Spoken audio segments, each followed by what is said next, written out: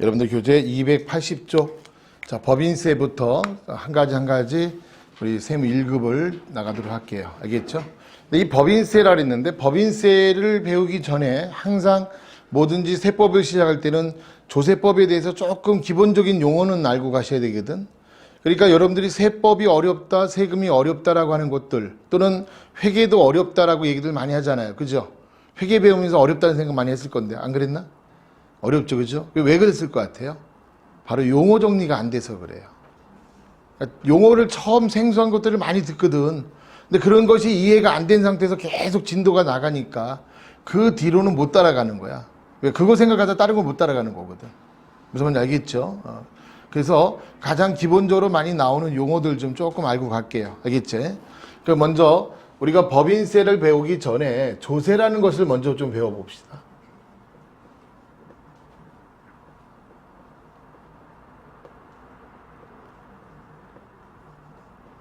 그래서 조세법이라 그랬는데 조세법이라고 하는 건 말뜻 그대로 세금이야.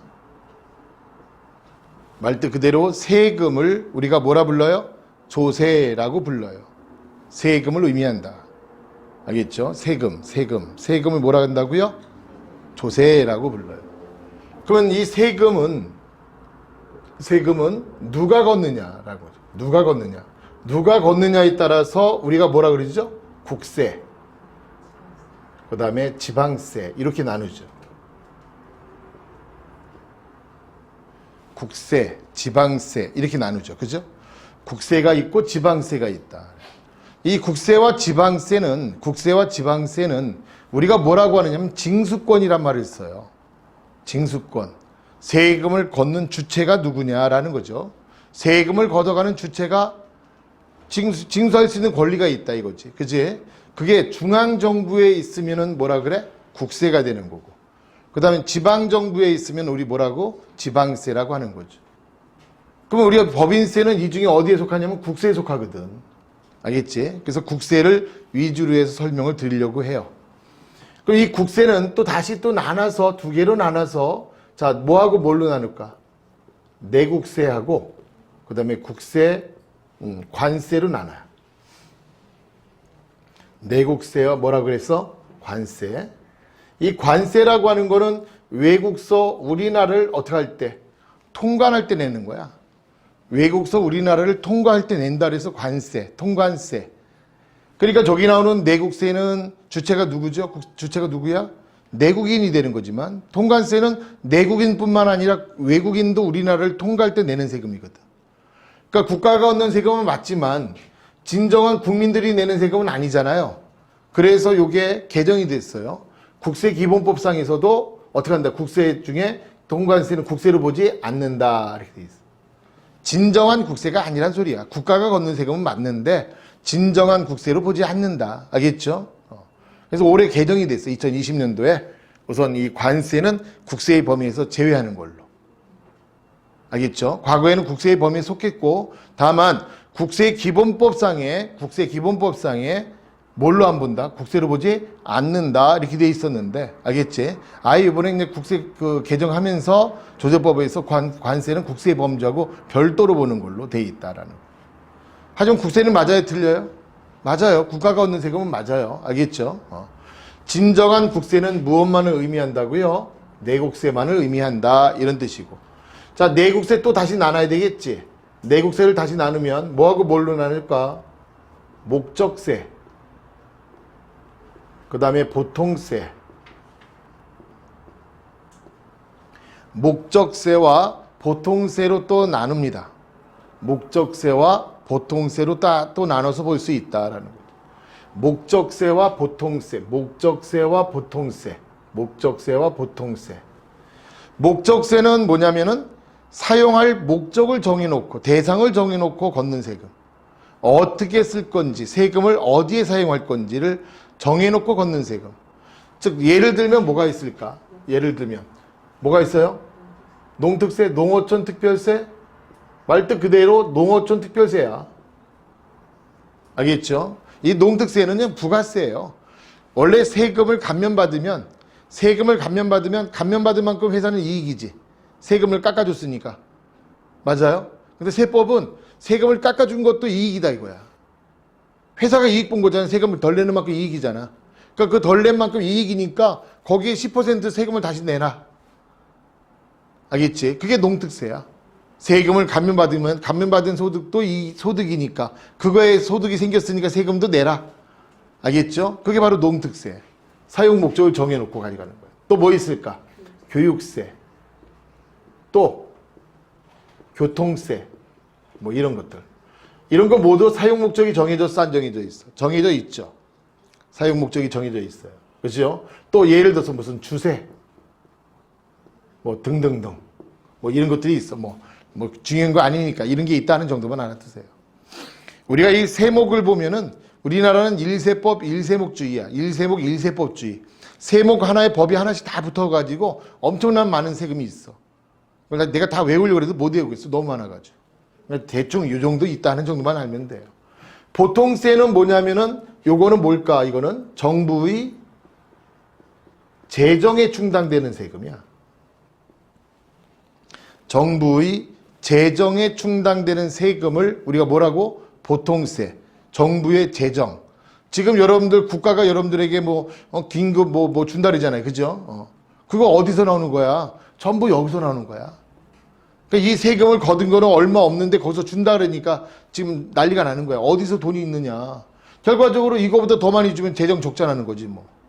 그 적자 나는 부분은 국채를 발행해서 이제 국가가 국민들한테 돈 빌려가지고 다시 또 행사시키고 막 그러는 거야. 이거 잘 봐야 돼. 국가 재정 잘 봐야 돼. 보통세. 그러니까 보통세는 국가 재정에 충당되는 세금을 의미한다. 알겠죠? 자, 여기는 다시 뭐하고 뭘로? 간접세하고 또 직접세로 나누죠. 간접세하고 직접세. 간접세는 뭘까요? 우리가 뭐라 그랬지? 납세 의무자. 납세 의무자가 있고 또 뭐가 있을까요? 또 뭐가 있을까요? 납세 의무자, 또 담세자 이런 말을 써요. 납세 의무자, 담세자. 알겠지? 이 간접세는 납세 의무자와 담세자가 서로 일치하지 않는 세금이야. 서로 일치하지 않는 세금. 자, 납세 의무자는 다른 말로 뭐라 그럴까요? 이거 뭐라 그럴까 이거? 신고 의무자야. 세금의 신고 의무. 여기서 신고 의무라고 하는 거는 누구의 이름으로 신고할 거냐는 거죠. 누구의 이름으로 신고할 거냐. 알겠지? 누구의 이름으로 신고할 거냐. 누구의 이름으로 신고할 거냐. 알겠죠? 누구의 이름으로 신고할 거냐. 신고 의무자. 내 이름으로 신고하는데 담세, 부담도 내가 한다라는 거야. 그러니까 납세 의무자와 담세자가 있는데 서로 일치하면은 이거는 직접세가 되겠지. 내가 부담하면서 세금도 내가 직접 신고하고 있으면 이건 직접세고요. 내가 세금을 내는데 내가 내 이름으로 직접 내고 있으면 그건 뭐가 돼? 직접세가 되고요. 근데 내가 세금을 냈는데 다른 사람이 자기 이름으로 내고 있단 말이야, 세금을. 그건 뭐라 그래? 그것을 간접세라 그래. 알겠지? 그러니까 대표적인 게 바로 뭐냐면 부가가치세가 간접세라 그러죠, 여러분들. 여러분들이 물건 살 때 세금 내요, 안 내요? 물건값에다 세금 얹어 주죠? 근데 여러분들 이름으로 신고되고 있는 게 아니라 물건 판 사람 이름으로 신고하고 있거든. 그죠? 그게 직접세야, 간접세야? 간접세지, 그게. 이해 갔지? 또 뭐 있어? 직접세. 근소세 있죠, 근로소득세. 직접세야, 간접세야? 직접세인데 다 간접세래. 왜 간접세예요? 그랬더니 세금은 내가 내는데요, 회사가 내주잖아요. 회사가 자기 이름, 회사 이름으로 낼까요? 회사가 내면은 여러분들 세금이 얼마인지 국가가 어떻게 알아? 말도 안 되지. 회사가 하는 거는 대행을 해주는 거야, 대행을. 신고 대행을 하는 거야. 알겠지? 신고 누구 이름으로 들어가요? 여러분들 이름으로 들어가요. 여러분들이 세금 내고 여러분들 이름으로 신고가 되고 있어요. 다만 회사는 여러분들 이름으로 대행을 해주고 있는 거지. 그러니까 직접세야, 간접세야? 직접세야, 간접세 아니야. 알겠죠? 회사가 낸다고 간접세를 세상에 그런 논리가 어디 있어. 말도 안 돼. 우리 강의하시는 교수님도 그런 분들도 계시더라고. 어떤 그 통배짱으로 그냥 똥배짱으로 이렇게 강의하시는지 모르겠지만 그런 분들도 계세요. 교수님들이 다 그런 건 아니지만 강의 처음 하시는 강사님들은 헷갈릴 수도 있어요. 그래서 간접세의 대표적인 건 두 가지뿐이 없어요. 뭐가 있을까? 부가가치세, 또 개별 소비세. 개별 소비세. 옛날에 이걸 우리 뭐라고 했냐면, 옛날에는 요거는 이제 연세 드신 분들이 본다면 이거는 특별 소비세라 그랬어. 지금 특별 소비세란 말 안 쓰고 뭐라 그래요? 개별 소비세란 말을 쓰지. 알겠지? 과거에는 특별 소비세란 말 썼는데 지금은 개별 소비세. 그러면 직접세는 많아요. 세목이 무지하게 많아요. 대표적인 걸 본다면, 자, 여러분들이 이번 시간부터 배울 뭐가 있어? 여기에 법인세가 있고, 법인세. 알겠죠? 법인세. 또 뭐 있을까? 소득세. 또 상속 증여세, 상증세, 종합부동산세. 알겠죠? 또 수입인지세, 뭐 등등등등등 해서 되게 많아. 자, 그래서 이거 설명한 이유는 바로 뭐예요? 객관식 문제 잘 나오는 거거든, 얘가. 가장 기본적인 인상이 나오거든. 자, 다음은 법인세의 특징이다. 특징이 아닌 것을 고르시오. 뭐 이렇게 나온다고. 법인세는 국가가 걷는 국세며, 그죠? 국내에 있는 기업들이 내는 뭐야? 내국세며, 정부 재정에 충당되는 보통세며, 납세 의무자와 담세자가 일치하는 뭐라고요? 직접세다. 자, 요 그림 하나만 알고 있으면 법인세, 소득세, 부가가치세가 하나의 설명이 다 끝나는 거야. 알겠죠? 그러니까 이걸 억지로 외우려고 하지 마세요. 선생님하고 같이 공부하면서 여러분들은 외우려고 하지 마십시오. 외우려고 하면 안 돼. 그럼 공부가 안 돼. 세법은 외워서 하는 게 아니라 몸이 저절로 기억을 해야 돼. 몸이. 뭐가 딱 나오면 얘는 어떻게 해야 돼? 이게 저절로 나와야 되는 거야. 알겠죠? 이거 어떻게 해야 되지? 생각하면 그때부터 틀려. 몸이 저절로 기억해서, 예를 들어서 뭐 나중에 배우겠지만 대선 충당금, 그럼 얘는 어떻게 해야 돼? 이게 저절로 나와야 되거든. 뭘 찾아야 돼가 나와야 되는데 전부 다 앉아가지고 책 뒤지고 앉았어. 그 책 뒤져서 언제 찾으려고 그래? 그러면 안 되거든. 알겠죠? 그러니까 우리가 뭐라 그랬어요? 아까 우리 OT 할 때 뭐라 그랬어? 별도의 문제 준다 그랬지? 그러니까 하나 풀면 거기에 있는 문제들을 찾아서 계속 연습해. 그래서 여러분들 교재에도 이론을 많이 넣어놨어요. 이론 문제를. 손으로 먼저 수기로 계산하는 문제들을 다 넣어놨으니까, 교재. 알겠지? 수기로 계산하는 방법을 알면 실무는 쉬워요. 맨날 프로그램을 하다가 문제가 바뀌면 헷갈리는데, 수기로 기록하는 방법을 알면은 프로그램이 굉장히 쉬워집니다. 알겠죠? 그래서 연습도 손으로 연습을 먼저 할 거니까, 알겠지? 다음 시간부터 그렇게 준비해 주시기 바래요. 알겠죠? 예. 자, 그 다음에 조세법 총론 중에서 이렇게 나왔고, 그 다음에 또 한 가지 뭐냐면 조세법 원칙이 있어요.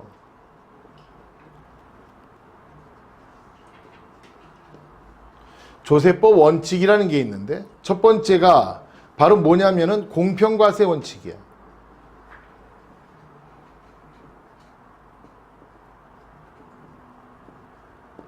공평과세 원칙이라는 게 있어요. 공평과세 원칙. 알겠죠? 공평과세라는 게 뭘까? 공평과세. 공평하다, 평등하다. 여러분 들어봤어요? 공평하다, 평등하다. 그런 말 들어봤어요? 공평하고 평등이 어떤 차이가 있을까?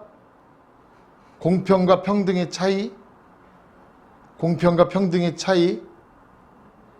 알긴 알겠는데 표현이 안 돼. 그래요? 나도 그래서 한번 찾아봤거든.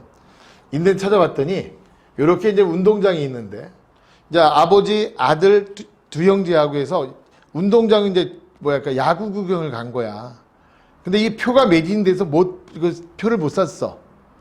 그러니까 어떻게 해야 돼? 아이 못 보겠다 야 하고 집을 가다가 이렇게 보니까 담장이 이렇게 낮은 데가 있더라고.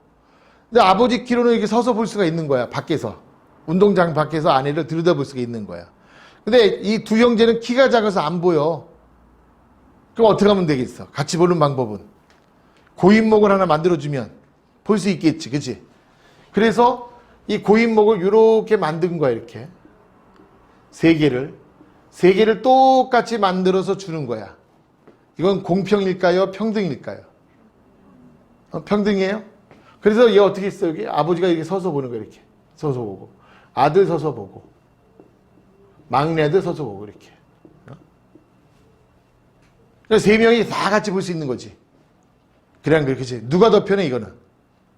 아빠가 더 크죠? 왜 더 편해? 키가 크니까. 그래, 그죠? 이거는 공평한 게 아니야. 평등한 거야. 알겠죠? 이건 공평한 게 아니라 뭐라고? 평등.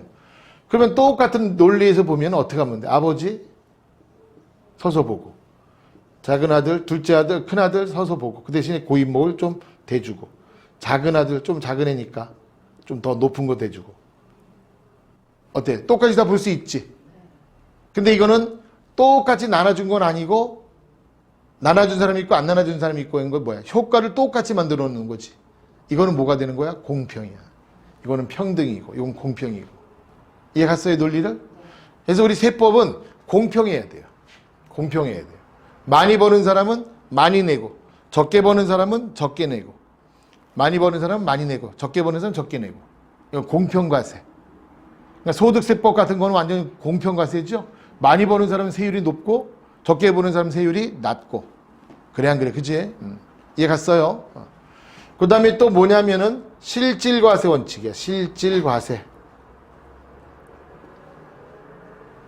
실질과세.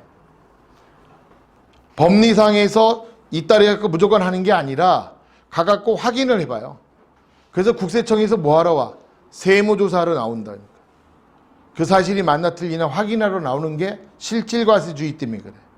실질을 판단해서 세법을 정하겠다라는 거예요. 알겠지? 논리상으로 요 세금 내세요가 아니라 가서 확인을 해보고 그게 맞으면 과세야. 안 맞으면 과세하지 않겠다라는 거지. 이해 갔어요? 이걸 뭐라 그런다고? 이것은 무슨 과세? 실질과세 원칙. 실질과세 원칙. 이해 갔습니까? 또 하나 신의 성실 원칙이라는 게 있어요.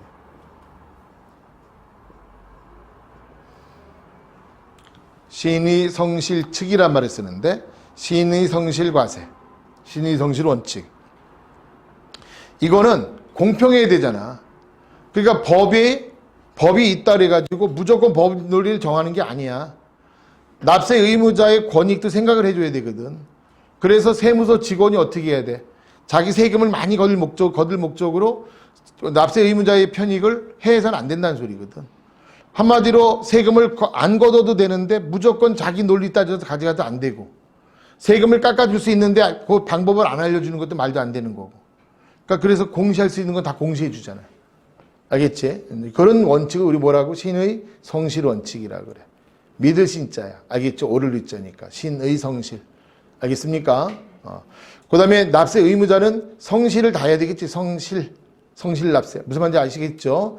속이면 안 되는 거야. 국가도 속이면 안 되지만 납세 의무자도 속이면 안 되는 거지. 자기의 편익을 위해서, 자기의 이익을 위해서. 알겠습니까?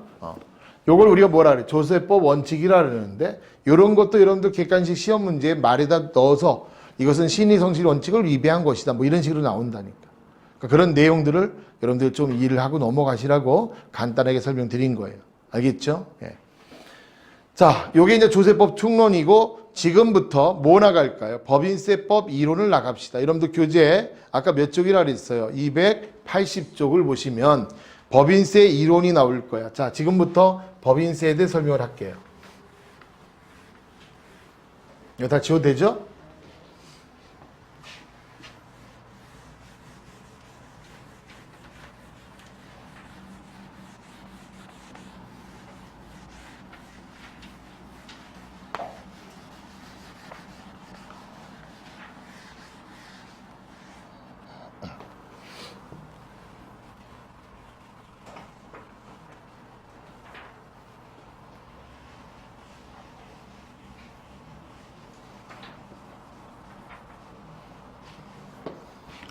자, 요번 시간부터 나갈 거는 법인세입니다.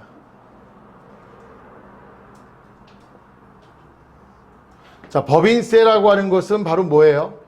바로 법인의 소득에 뭐 한다?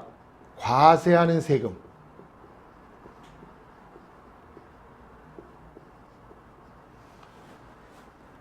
법인의 소득에 대해서 법인에다가 과세하는 세금을 뭐라 그래? 당연히 법인세라 그래.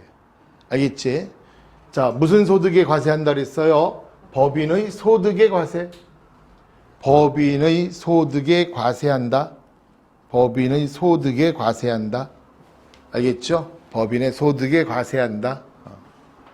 그러니까 법인의 소득에 과세. 그러면 만약에 개인의 소득에 과세하면, 그렇죠? 개인의 소득에다 과세하면 이거는 소득세겠지.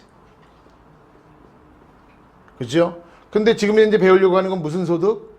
법인의 소득에다 과세하는 거야. 그러니까 법인의 소득에다 과세하는 거니까 뭐라 그래? 이것은 법인세 그래야지. 법인의 소득에다가 과세한다. 그래서 뭘 한다고요? 법인세. 개인의 소득에 과세하면 뭐라 그래야 돼? 소득세라 그래. 그죠? 말뜻 그대로죠. 과거에는 소득세가 하나뿐이 없었어. 소득세가 하나인데 그 소득세법 속에 개인의 소득 따로 법인의 소득 따로 과세하게 돼 있었다고. 알겠지? 옛날에는. 그러다가 1960년대에 이제 우리나라에 세법 세무사 회계사가 없었어요. 옛날 60년대에는. 그러다가 이제 한국 공인회계사회법이 생기면서 회계사 제도를 만들었고, 그전에는 회계사 세무사가 없으니까 누가 해? 변호사가 모든 걸 다 했어. 세금 신고까지. 옛날에는. 그래서 변호사들, 그 변호사 자격을 따면은 세무사 회계에서 다 주는 거야, 자격증을. 그러다가 변호사법에서 이제 공인회계사들이 생기니까 변호사들이 이제 과중했잖아, 업무가. 그지? 그래서 이제 그 공인회계사 업무가 있으니까 변호사들이 손을 떼기 시작했고, 그 업무를 누가 보는 거야? 회계사가 다 했단 말이야. 근데 회계사가 회계사 업무도 해야지, 세무사 업무도 해야지. 복잡하잖아요. 그치? 그러니까 세법도 단순화 시켜놨었거든. 그러다가 이제 70년대 한국 세무사법이 생기면서, 우리나라의 세무사법이 생기면서 세무사 제도가 생겼어요. 70년대 초반에. 알겠죠? 그러면서 이제 세무사 업무를 이제 어떻게 해야 돼? 완전히 나눠야 될 거 아니야. 법인의 소득에 대해서 세금 계산하는 사람과 전문가가 또 개인의 소득에 대한 세금을 계산하는 전문가로 나눠야 되겠지. 그냥 그죠? 그러면서 세법도 개정이 돼서 바로 이렇게 개인의 소득은 소득세법을 따라가고 법인의 소득은 법인세법을 따라가게끔 나눠졌다라는 거야. 알겠죠? 중요한 거는 우리가 배우려고 하는 게 법인을 배우는데, 법인세를 배우는데 법인을 모르면 안 되잖아. 그래 안 그래? 그죠? 그러니까 법인세를 배우기 위해서는 법인에 대한 정의를 알아야 돼. 법인이 뭐냐는 거죠. 법인이 뭐냐? 법인이 뭐야? 개인은 뭐고 법인은 뭐야? 개인은 소위 말하면 자연인이야, 자연인. 알겠죠? 자연인. 뭘 한다고요? 자연인. 뭐야? 자연인이 뭐야? 뭐 TV 나오는 산속에서 사는 사람들이 자연인이냐? 그런 자연인 말고. 알겠죠? 알겠지? 공기를 마시면서 생활하는 사람들을 자연인이라 그래. 알겠지? 이런 자연인들에게 그 사람들이 자기가 살기 위해서 소득을 벌었을 거고, 그 소득에 대해서 세금을 과세하겠다면 그 소득세가 되는데, 법인은 사람이 아니잖아요. 그래야 그죠? 그 사람이 아닌데 어떻게 할 거냐? 그러니까 법인이라고 하는 것은 도구야, 도구. 사람들이 법인이라는 도구를 이용해서 돈을 버는 거야. 알겠죠? 그러니까 그 도구를 이용했으니까 그 도구를 통해서 벌어들인 소득이 있을 것 아니냐? 그 도구에 의해서 세금을 과세하겠다라고 하는 게 법인세죠. 알겠나요? 즉 법인이라고 하는 것은 법에서 알겠죠? 인격을 부여한 거예요. 부여한 거.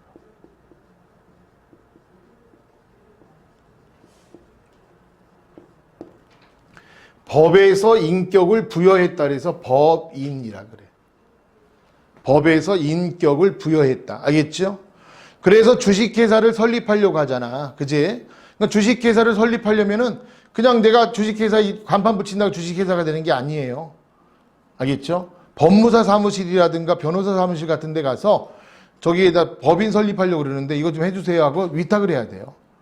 그럼 일정한 그 법 행위가 있어. 알겠죠? 무슨 정관을 만든다든가 주식을 발행한다든가 등등등등등의 행위를 하고서 어디다가 법원에 가서 등록을 하는 거야.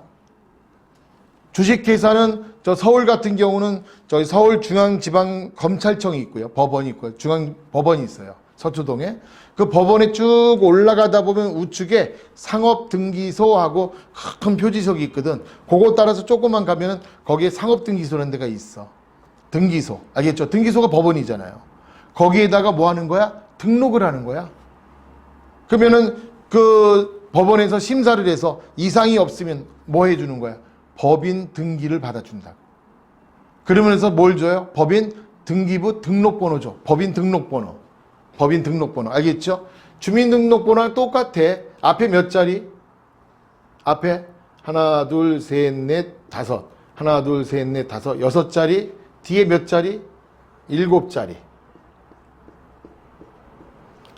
앞에 6자리, 뒤에 7자리. 알겠죠? 뭐 서울 그 중앙지방법원 거기 있는 그 상업등기소는 아마 상업법원이 아마 110으로 시작할 거야. 110-011 아마 이렇게 시작할 거야. 010인가? 110-010인가? 101인가? 아무튼 그래. 아무튼 이렇게 알겠죠? 그리고 뒷번호 쭉 우리 뭐랄까 연번이라 그러지? 등록 순서 쭉 해주고 마지막에 이제 검증번호 하나 들어가고 주민등록번호는 똑같아. 그러니까 여기 요것만 보면은 이 회사가 서울에서 설립을 했는지, 인천에서 설립을 했는지, 부산에서 설립했는지가 나와. 알겠지? 그래서 이 등록번호가 있으면 뭐라 그래요? 법인. 그래서 이 법인 등기부 등록표상에 등록번호가 있어야 되는 거야. 그래서 용어가 계속 나오죠. 뭐가 나와요? 법인의 뭐라 그랬어? 본점의 뭐랄까? 본점의 등기부상 소재지 뭐 이런 식으로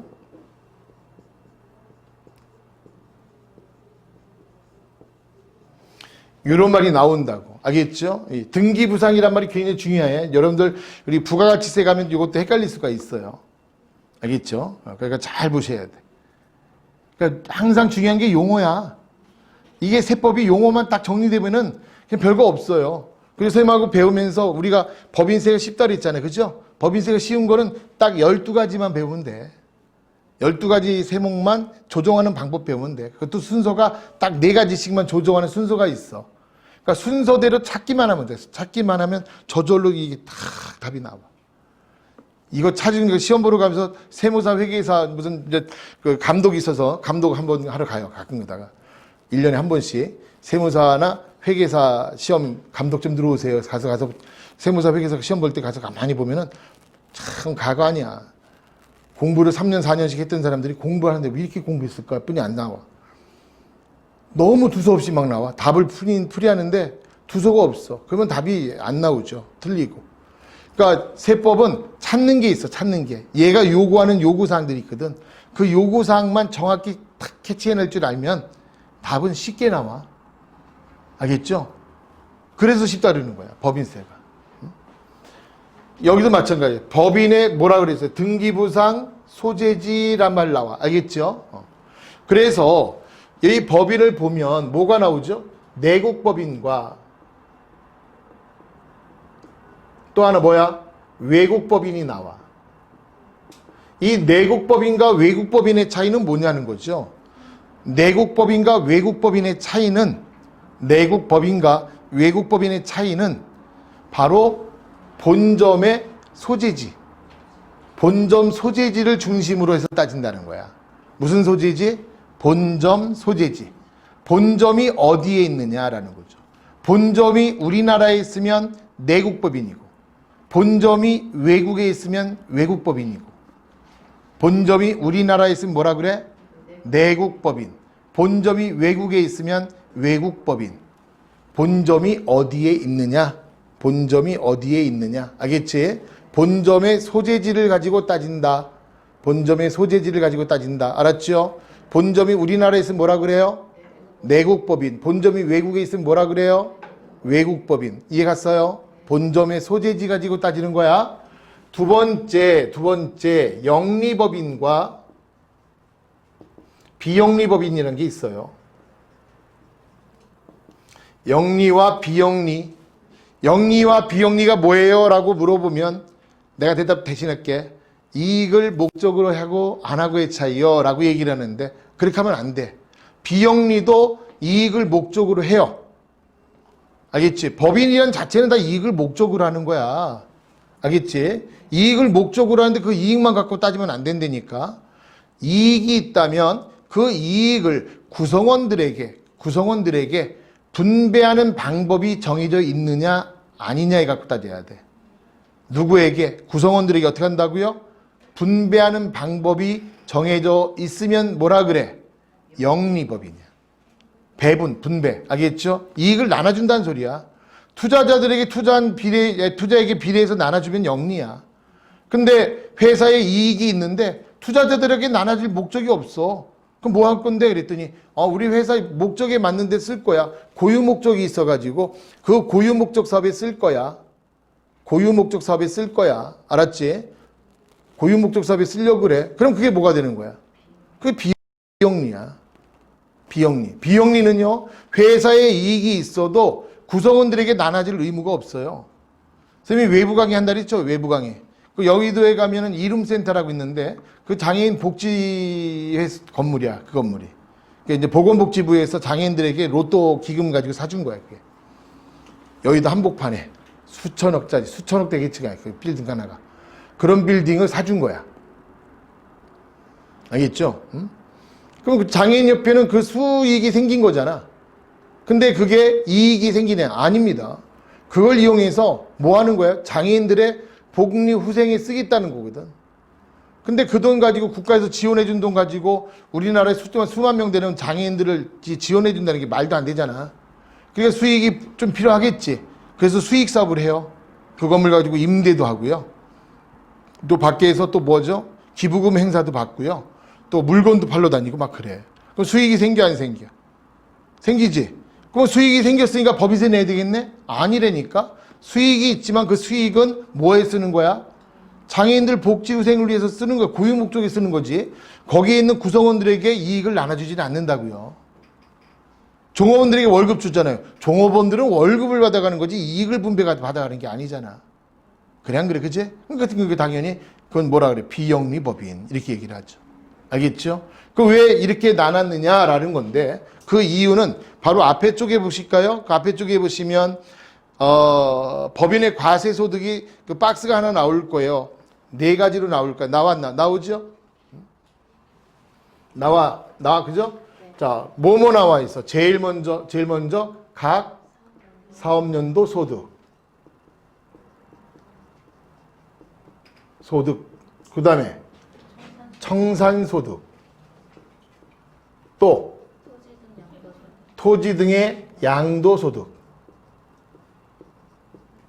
또 미환류소득. 그래서 이 법인세를 계산해야 되는 소득은 총 몇 가지? 4가지의 소득이 있다는 거야. 4가지의 소득이 있다는 거야. 알겠죠? 4가지의 소득이 있다. 자, 제일 먼저 나와 있는 각 사업연도 소득 밑에 보니까 어떻게 되어 있어요? 입금총액 마이너스 손금총액은 뭐야? 각 사업연도 소득 금액이 나오고 거기에서 3가지를 순차적으로 공제하죠. 이비소라 그래. 2월 결손금, 비과세 소득, 소득 공제. 맞나요? 이렇게 순차적으로 공제를 합니다. 순차적인 공제를 합니다. 알겠죠? 순차적인 공제를 하고 남는 게 무슨 표준? 과세 표준이 되면 여기다 세율을 곱하는데 우리나라의 법인세의 세율 구조는 4단계 누진세율 제도로 돼 있어요. 4단계 누진세율 제도. 알겠지? 자, 거기 보면 세율은 과세 표준을 기준으로 해서 2억 원 이하면 몇 퍼센트? 10%. 2억 원 초과 200억 원 이하는 몇 퍼센트? 20%. 200억 원 초과 3천억 원 이하는 22%, 3천억을 초과하면 25%. 그래서 4단계 누진세율 제도라 그래요. 알겠죠? 4단계 누진세율 제도. 4단계 누진세율 제도.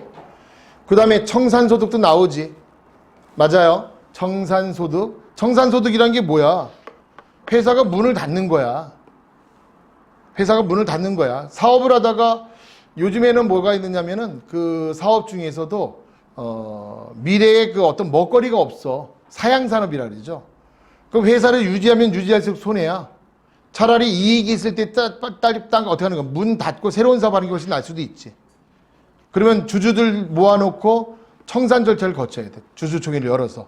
우리 문 닫으려고 하는데 주주 여러분들 찬성하십니까? 그러면 미래에 먹거리가 없다는데 더 이상 있어봤자 손해라는데 차라리 지금 청산해서 회사에서 돌려받는 게 훨씬 낫다 그러면은 오케이 하겠지, 그지? 주주들이 투자한 거를 뭐라 그래? 자기 자본이라 그래. 알겠나요? 그래서 청산소득에서 자기 자본을 빼고 남는 것, 원금이잖아. 원금을 빼고 남는 것, 이걸 뭐라 그래? 청산소득 금액이라고 하고, 여기다가 법인세율을 똑같이 적용합니다. 어차피 법인세니까. 알겠지? 그 다음에 토지 등의 양도소득이라는 게 나오죠. 토지 등의 양도소득 나오죠. 토지 등의 양도소득이라는 건 또 뭘까? 토지 등의 양도소득. 토지 등의 양도소득. 이것은 왜 만들어 놨느냐면은 개인의 소득세와 법인세율이 틀려서 그래요. 개인의 소득세율은, 소득세 세율은 6에서 42%죠. 맞아요? 근데 법인세율은 금방 거기서 본 것처럼 법인세율은 몇 퍼센트요? 10에서 25%가 최고지. 맞아? 그러다 보니까 토지를 파는데 개인이 팔면 뭐 한 2억 원에 팔아도 42%를 내야 되는데 이 법인이 팔면은 2억 원에 팔면 10%뿐이 안 내. 그럼 여러분들은 어떻게 하시겠어요? 토지를 사고 팔 때 세금을 적게 내는 방법은 그냥 법인 하나 설립해 놓고 토지 팔고 폐업해버릴 수도 있잖아. 이런 거 막아야 돼, 안 막아야 돼? 그러니까 그런 세율 조정을 해줘야 되니까 이 토지 등의 양도소득에 대해서는 별도로 과세하겠다는 건데 사업용 토지가 아닙니다. 여기서 말하는 토지는 비사업용 토지를 얘기하는 거야. 투기 방지를 방지하기 위해서. 무슨 방지? 투기 방지를 하기 위해서. 알겠죠? 그래서 투기 지역에 있거나 비사업용 토지이거나 라고 한다면 요거는 토지의 그 소득을 별도로 도출해서 알겠죠? 별도 과세를 해야 되거든. 그래서 만들어 놓은 제도고요. 그 다음에 미환류 소득이란 말이 나와 있어요. 맞아? 미환류 소득. 미환류라고 하는 게 뭐냐면 교환할 환자야. 유자는 흐를 유자고요. 알겠죠? 이게 뭐냐면은 우리나라 대기업들이 돈을 많이 벌어. 이번에 삼성전자가 현금 보유액이 200조래, 200조. 회사에 유보되어 있는 현금 보유액이 200조래, 200조. 200조라나, 2000조라나 아무튼 200조래. 근데 그 돈이 그냥 회사에 묶여 있는 거야. 그거를 국민들을 위해서 어떻게 돼, 기업이? 투자를 해야 되거든, 원래가.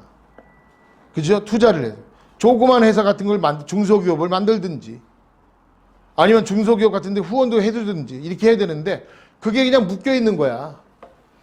그러니까 재투자를 하라는 소리죠. 재투자를 해라. 알겠죠? 연구개발이라든가 제조업이라든가 이런 데 재투자를 해라. 투자를 안 하면 투자해야 될 돈인데 투자를 안 하면 투자를 안 한 돈도 소득으로 보겠다. 알겠죠? 거기다 뭐 하겠다? 과세하겠다라는 거죠.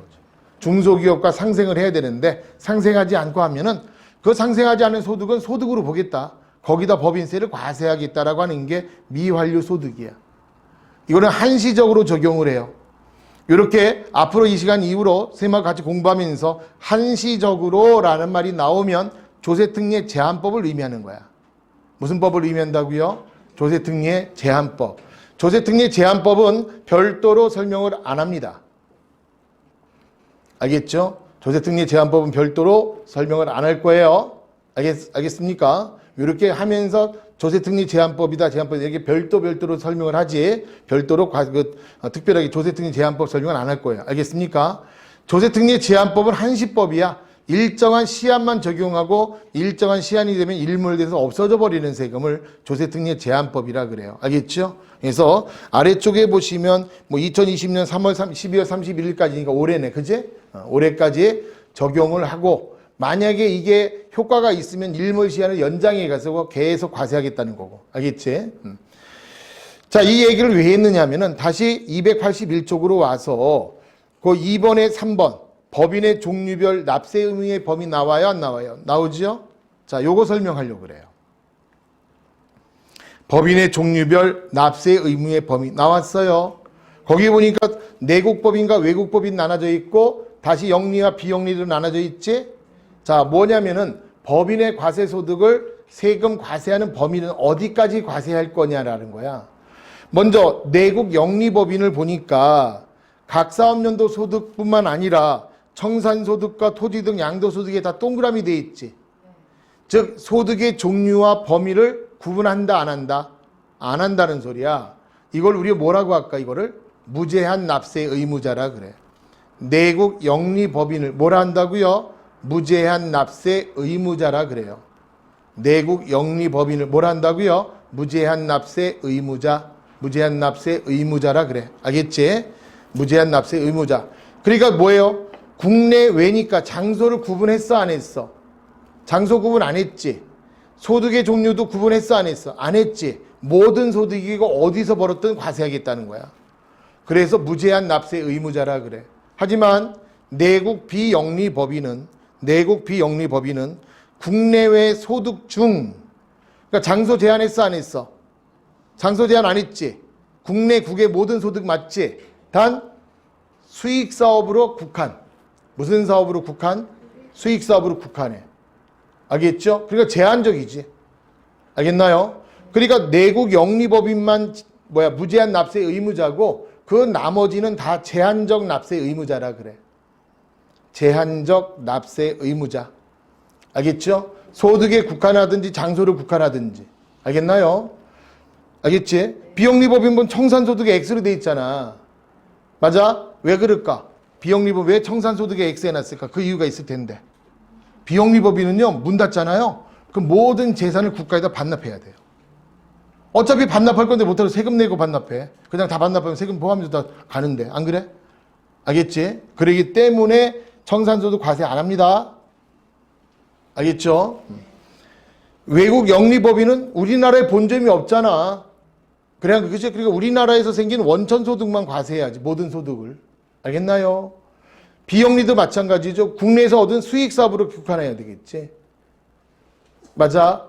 그래서 청산을 하더라도 지네 나라 가서 하겠지 뭐. 안 그래요? 그래서 제한적 납세 의무자라 그래. 제한적 납세 의무자. 알겠죠? 자, 여기까지가 법인의 납세 의무자와 세금의 과세 범위를 설명드린 거예요. 별로 어렵진 않을 겁니다. 여기까지는. 그죠? 자, 다시 한번 여러분들이 확인학습하시고, 자, 다음 시간에는 사업연도와 그 다음에 납세지에 대해서, 세금 납세지에 대해서 같이 한번